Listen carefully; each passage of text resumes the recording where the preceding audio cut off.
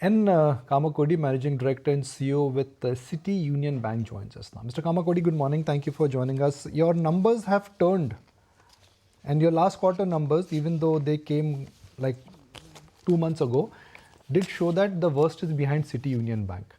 In this quarter, will the momentum continue? How are things looking up? Yeah, good morning.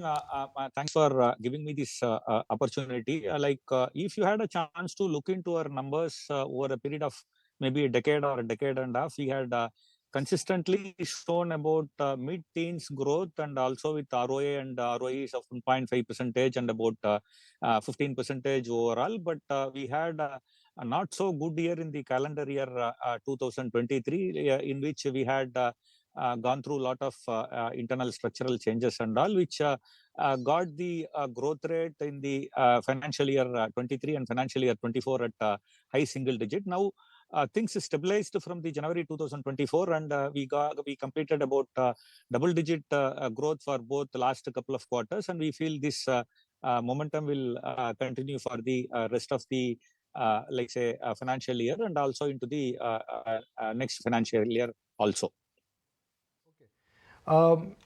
This entire mismatch between asset and credit and liability, that was a problem of the past. Has that concern been addressed? Do you think now you are getting more liabilities and less credit growth is there?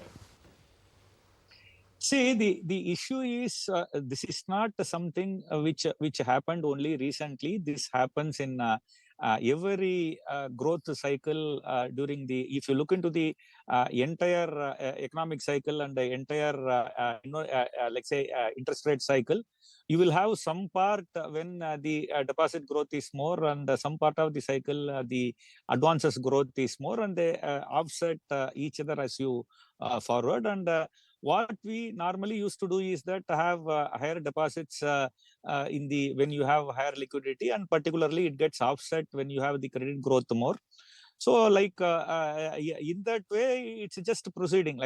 Even I couldn't understand why you got a lot of focus on that particular item. But what I can definitely say is that so far we had not faced a situation where we had to restrict our growth because we did not have higher funds to deploy or whatever. So what I can definitely say is that they all adjust each other over the period of cycles, and we don't see that as the problem. Okay, yeah, the mismatch might continue in the near term, but could you put some numbers to it? What kind of growth rate are you expecting in terms of the loan growth and deposit growth for the entire year? Is there any recalibration on either of the numbers? We had maintained the growth, for many years, except in the last couple of years, the systemic growth rate plus 2%. In the current year also, we are almost inching towards that. So we should be, we are already there. And our deposit growth rate, we are always having in such a way that it takes care of our credit growth. Point taken. I also wanted to get a better sense regarding what could be the impact of the potential weather disruptions that we have seen. Bengal, for instance, that cyclone had an impact. There were flash floods in certain parts of Tamil Nadu and other southern regions. How is it expected to impact your book, if at all? We don't expect any major significant impact because this is a natural part of every year. Every year you will be having, a couple of monsoon related depressions and rain coming off. Last year also you had the same similar situation in the South Tamil Nadu as you had in the last week, and they are not expected to have any significant impact in the asset quality. What was different, sir, last year was the fact that the MFI book wasn't as impacted. Now there is pressure across the board in terms of, let's say, unsecured book, the MSME loans, the MFIs. That has changed from last year to this year. So in that case, is there more risk to the asset quality there? We don't have any exposure to the unsecured both in MSME and whatever, but in terms of the the MSME front, we have seen much bigger floods and much bigger, like say, storms which had happened in the past, and we have demonstrated how they did not have, like say, significant impact in the asset quality. We feel the same thing is going to be there.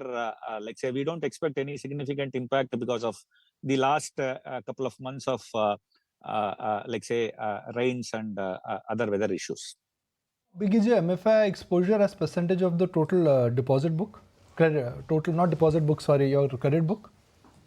Almost close to zero.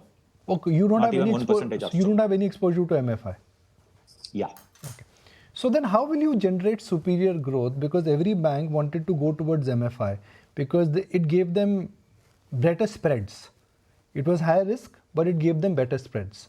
So for you to grow at a rate which is higher than the industry, which is what markets want, how would you ensure that? See, we basically, if you had a chance to look into our portfolio over the period of multiple decades, our focus had been on the, like say, creation of business assets, mainly the MSMEs, like say, commercial trading, wholesale and retail trade, and also the agricultural loan, including the gold loan.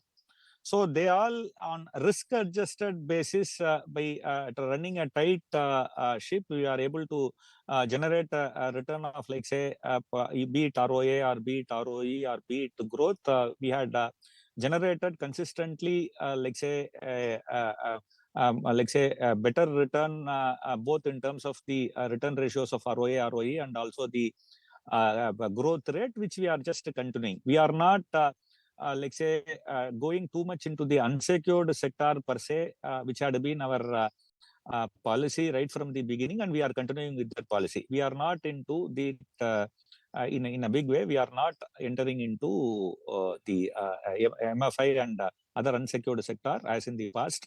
So we are staying closer to the secured front, particularly the creation of business assets. In a small way, we have started retail secured thing like loan against property or affordable housing and other housing loans in a very small way. That's all. Okay. Morning, Mr. Kamakodi, and I wanted to understand what the outlook is as well in the current scenario in terms of cost of funds. Do you think that in Q3 we could see a rise here as well? Because some analysts are talking about an uptick in cost of funds given the overall deposits and the CASA slowdown. See, the we had never been a bank with a very high CASA and all. We always had what you call lower to medium rate, like say, in terms of the CASA percentage. Our CASA percentage is about 25 to 30% is where we have been staying for a pretty long period.